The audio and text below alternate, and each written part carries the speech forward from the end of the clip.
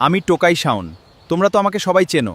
তো গাইজ বর্তমানে কিন্তু টোকাই সাউন্ড নামের একটা সাউন্ড ভাইরাল হয়েছে। তো ভাইরাল হয়েছে তাতে আমার কিছু যায় আসে না, কিন্তু আমার যায় আসে সে আমার জিএফ নিয়ে আছে। হ্যাঁ, আমি ঠিকই বলতাছি। তাকে যে মেয়ে দেখে সে মেয়ে নাকি ফিদা হয়ে যায়। তাই ওর সাথে আমার জিএফ এর দেখা হয়েছে, তো ও আমার জিএফ নিয়ে চলে গেছে। हमको मारो, हमको जिंदा मत छोड़ो सालो।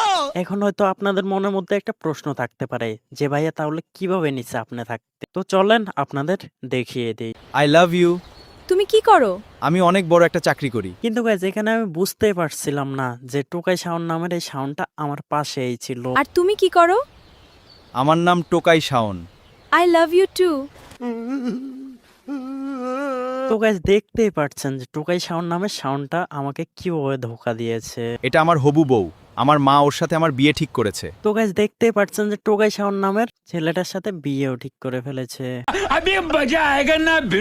তারপর আমি আর বেশি দেরি না করে টোকাই সাউন্ডকে টোকাইতে লাগলাম। তারপর তাকে নিয়ে রিসার্চ করার পর তার একটা আইডি কার্ড পেলাম এবং সেই আইডি কার্ডটা অনুসরণ করে তার ঠিকানায় পৌঁছেছি। টোকাই সাউন্ডের ঠিকানায় গিয়ে দেখি যে তার একটা ছোট্ট টিম আছে, যে টিমটা বিভিন্ন স্কুল কলেজের গেটের সামনে কাজ করে থাকে। তো টোকাই সাউন্ডের গ্যাং এর সবগুলা তো ফেস রিভিল করেই দিলাম। তা টোকাই সাউন্ডের একটা ভাষণ আমার কাছে এসেছে, সে ভাষণটাও নাও দেখেই যান। কুকুর পার্টির একমাত্র চেয়ারম্যান।